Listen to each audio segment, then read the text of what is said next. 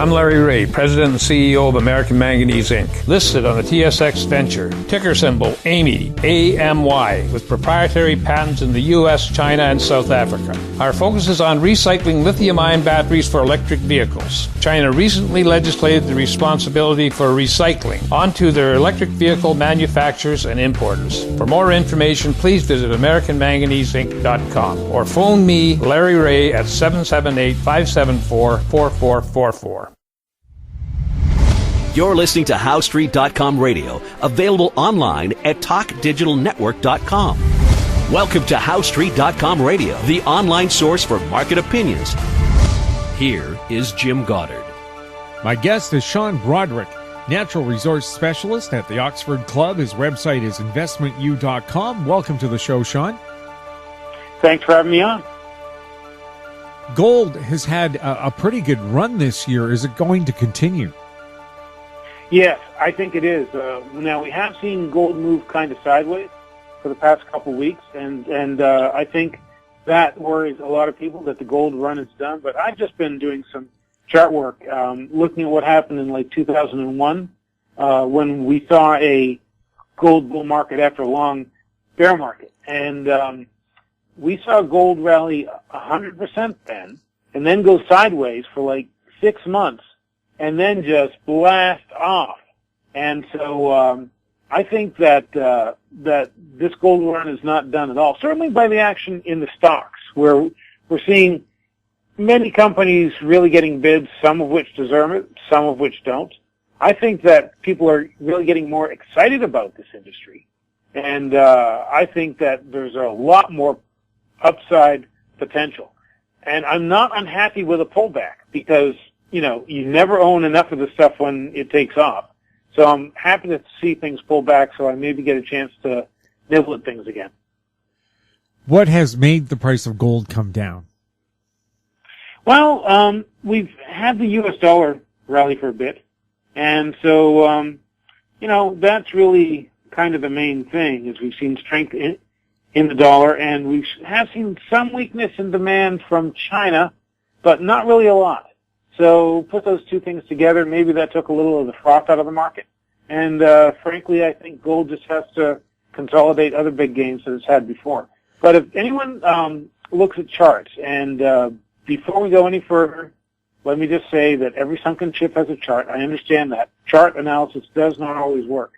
But it looks right now that gold and gold miners, and especially silver, are they are now forming bull flags. And the old saying goes, flags fly at half-mast, which means that the next run could, if we see gold and miners break out of this consolidation the way I think they will, we will see a push well over $1,300, probably to the high 1,300 and change, like 1,370, something like that. That would not surprise me at all. And so we'll have to see how things go, but certainly we are seeing consolidation after a big run-up. But I believe we're in a new bull market, and so, you know, as they say, when you're in a bull market, pullbacks can be bought, and I think that's the kind of opportunity we're seeing now. Will silver continue to lag, or will it make a big charge? Well, silver's actually been doing quite well, and the silver miners, the best performing positions we have are silver miners. Frankly, they're doing extraordinarily well on some earnings news that isn't quite so good, but a lot of that is because people think the bad news is priced in. You know, I mean, the worst of the bull market ended in early January, or mid-January rather, because we really saw this new bull market start on January 19th. So I think people are saying, well, you know, next quarter they'll have even better prices, and so things will look much better then. Whether it happens or not, we are seeing that optimism come into the market. And one thing people have to realize is that all the big agencies that actually look at these things say that we've hit peak gold, we've hit peak silver. And until someone else comes up with new mines, you know, new big mines, we're probably going to be at the peak for a while and have even supply from mines go down. And it takes years to bring new mines into play. And so really it'll be a function of like global demand. And demand for both gold and silver seem to be hot, and they probably could get hotter. one big source of demand that can change its mind is the big ETFs that hold physical metal. For a long time, they were selling into the market, and that weighed on prices.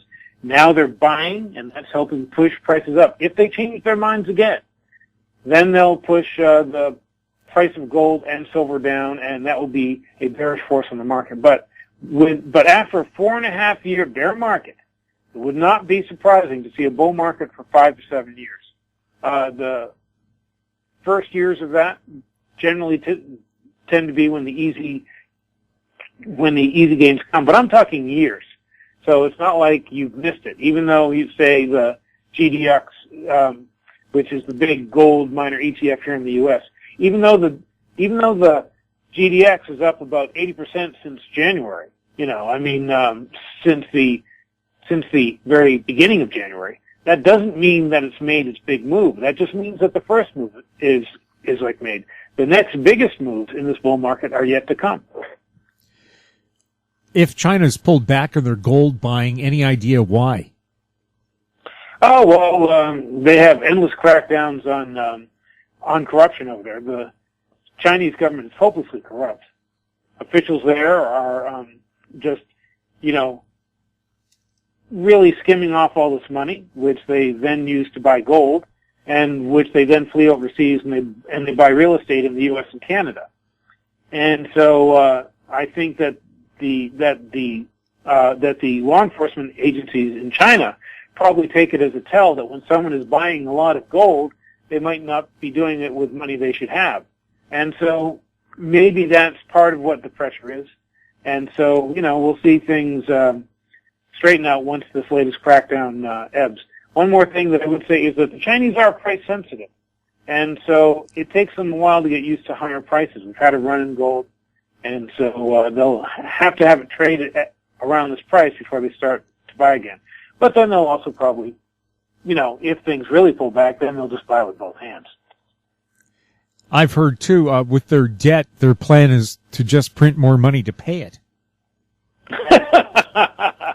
Yeah, I hear that from some presidential candidates, too. We live in exciting times, Jim. We really do. And so I'm not sure what's going to happen with the paper money situation. But I do think that the U.S. election could help the price of gold simply because people's fears become exaggerated. Whether their fears are rational or not, you can make a case for people having a good reason to be afraid. You can make a case that, we've elected crazy people before and it hasn't been that bad. And so depending on how you look at things, then there could be good reason to buy gold, or there might be irrational reasons to buy gold. But I think that there will be reasons to buy gold in any case. And so that's one of the things that will help push the price higher. Yeah, and I think the average person doesn't realize either. Our interest is mostly in federal politics. They're the big boys. But the politicians who really affect your life are the local ones who run your cities. Well, yeah, they do make that point quite a lot in what's happening in North Carolina right now. Right. But actually, I see these issues over who gets to use a toilet as a massive distraction from the real issues. It's almost as if the powers that be make up these issues for everyone to get upset over on one side or the other, so we don't notice that they're robbing us blind. I mean, I think that people should stop being distracted by who gets to use the toilet and focus on who has their hand in the public purse. That really is the kind of thing people should be focused on and not be distracted by these other issues. Well, in Canada and the U.S., the traditional way to bribe a politician is to give them a cushy job after they retire. We don't give them the cash up front. They get it later. Well, yeah, I mean, they do that, but we could go into some here in the U.S., of course, people have their election funds, and so they're like collecting massive amounts of money from like other people for their election funds, so they say that doesn't influence them. And then, of course, the question then becomes, well, if that doesn't influence you, why do those other people give you all the money? Obviously, they're hoping to influence you and influence how things go. There's also been some great research showing companies that lobby, the repayment on the money they spend on lobbying isn't in the hundreds of percent, it's in the thousands of percent, what they make because of their lobbying efforts. So big money is really kind of ruining politics here in the U.S. I hope things work out much better for you up in Canada. Well, our premier likes to host $20,000 a plate dinners for her supporters. So, yeah. but according to her, they're not influencing her at all. Right. And I don't know anyone who attends 20,000 a plate dinners. That's just insane. So you have to wonder who is actually showing up there. Maybe the plates are made out of gold and you get to take them home.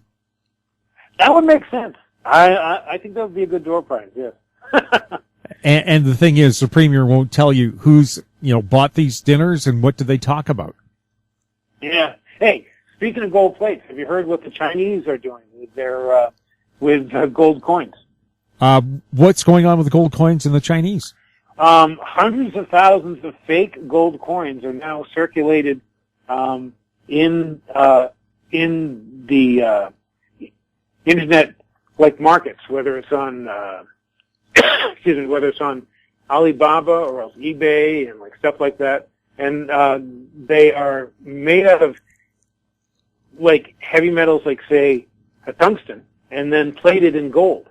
And because of the new technology, they have lasers that can make these coins look like 100% pure replicas, right? So that's actually become quite a problem because some of the old methods that people used to use to spot the fakes might not be as productive as they used to be. Now, there is new technology, by the way, and I just wrote about this for investmentu.com. There's new tech that can be used to figure out whether a coin is fake or not, even through a plastic sleeve, and because it actually goes in and does a material analysis of the actual metal and stuff like that. There's a lot of other things, and I had a big column on that on Wednesday, which I recommend anyone look at if they're in the markets of actually buying gold coins, as I do. And I understand that when you see the price of gold pull back or else go sideways for a while, you might start to think about picking some up.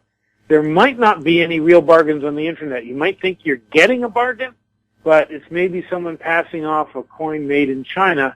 So you need a real investor, you need a guarantee from the company that is actually selling you the coin that it is a 100% gold coin. Because unless you get that guarantee, and unless that company has been in business for a while, so they can back up that guarantee, they aren't fly by night, let's just say that your chances of being ripped off are getting higher because of all these high-quality Chinese fakes that are circulating around. You're saying there's no way for the average person to detect a fake coin. Now, are these coins that look like a Chinese coin, or are they counterfeiting coins that you would expect to find in America or Canada? They are actually counterfeiting coins that you'd expect to find in America or Canada. Right. And so if it's got an eagle or eagle, a buffalo, maple leaf, you name it. Right. So if it's got a cute critter on it, it's no guarantee. How does the technology work to find out if it's good or not? I wish I had my story in front of me. I'm actually away from my desk because it was absolutely fascinating, and I'll have to refer you to that Investment U article. But basically, it's this machine, a device that they can press up against a coin in a sleeve, and it does this analysis of the actual metal, so it just works extremely simply. Now, these machines cost $1,000, so it's not like the average person can pick one up, or if you did, it might not be worthwhile unless you were in the business yourself. But if you were in the business yourself, then I would expect you would have one of these machines because it becomes absolutely necessary to have high-quality technical equipment that can actually tell fakes from real. Well, they're just ripping off a page from the U.S. Treasury when they sent back their first shipment of gold to Germany. It was tungsten coated in gold. Well, I heard rumors of that. I didn't hear that actually confirmed, but I know that back in 2012, a whole bunch of tungsten bars that were actually coated in gold actually showed up. And so that was a big to-do back then, and I think it made them tighten security back then. But that's the big banks making sure they don't get ripped off. And so with the coins, you're really going to have to trust that you have a good dealer. Again, someone who has been in the business for years, so they have a lot to use, so they have a lot to lose if they do end up with a fake coin. Someone who uses the latest technology, because the Chinese are getting better at this all the time. And just be aware that any deal that sounds too good to be true is too good to be true. Because that's how they'll sell those Chinese fakes, is on the margins. They'll just make them a little cheaper than the regular ones, and people will think they're finding a great online deal, and they'll snap them up, and they'll just end up with a handful of tungsten. Well, and China, that's no good at all. Well, China is so good at doing knockoffs or counterfeits. Look at what they do to designer goods. Yeah. Well, these are the ultimate designer good, I guess. I guess they are.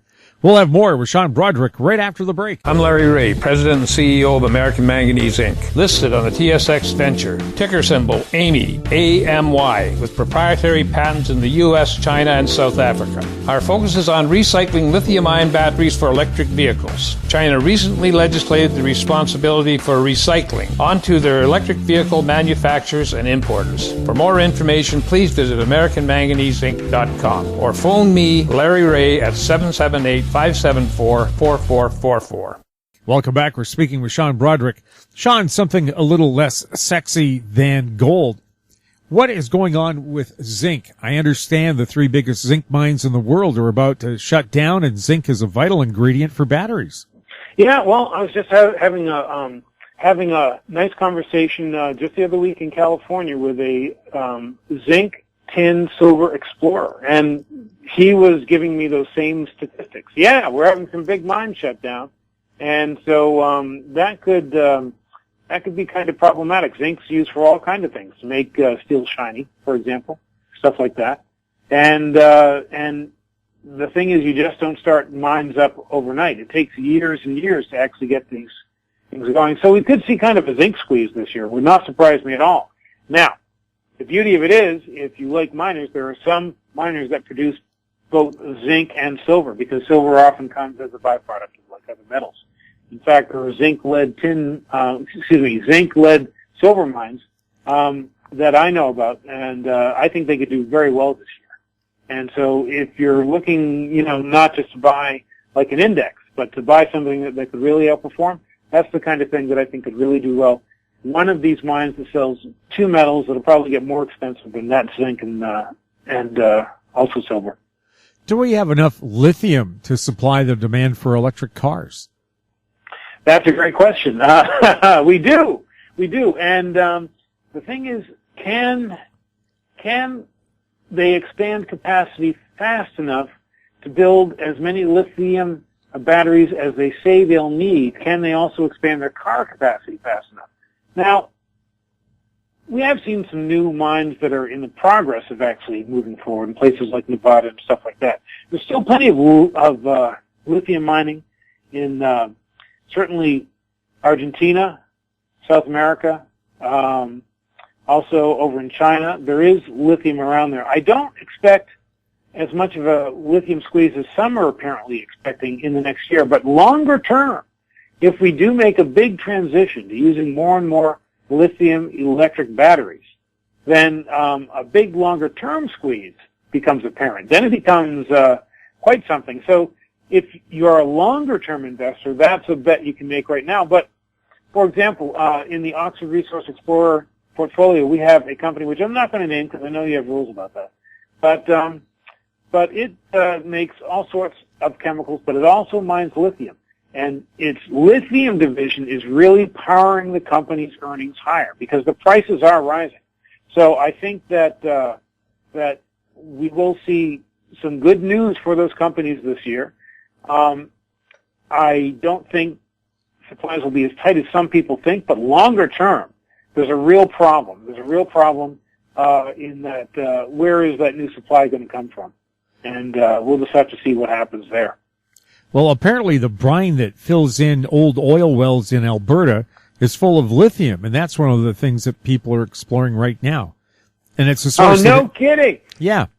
That is so funny because I was just looking at a report from Oklahoma, which, as you may know, has become the earthquake capital of the world. And the reason isn't fracking. The reason is wastewater, because they have wastewater from these wells, so they actually drill a much deeper well to get rid of the wastewater, and the rock that they put it in way down below is very porous, and so it can absorb a lot of the water, but the problem is that sits right above the base rock in which the earthquake faults are. And so that water starts to seep in under pressure into those earthquake faults and just shatter those earthquake faults, which is really just shaking Oklahoma all over the place.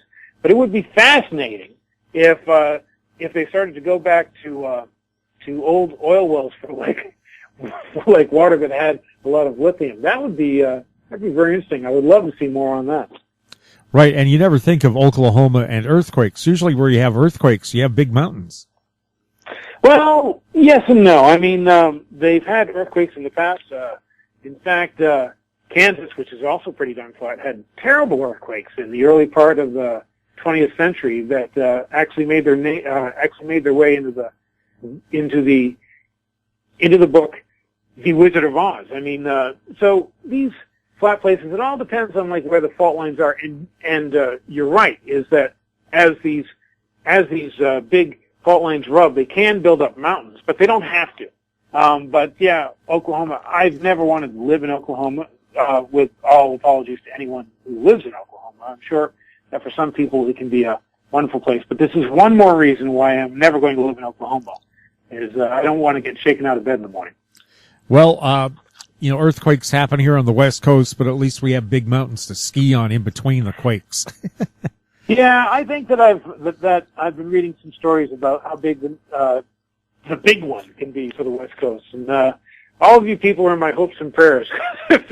If they're halfway right, that big earthquake is going to be something awful. But who knows? I mean, they are coming out with new technology all the time that helps them detect and predict earthquakes, and hopefully that will be helpful when the time comes as well. Sean, thank you very much for chatting with us. Hey, thanks for having me on. It's always a pleasure to talk to you. My guest has been Sean Brodrick, Natural Resource Specialist at the Oxford Club, their website, investmentu.com. You're listening to HowStreet.com radio. Find us on Twitter at TalkDigitalNet. Our popular YouTube channel is Talk Digital Network. Comments about the show can be sent to info@HowStreet.com. I'm Jim Goddard. Thanks for listening.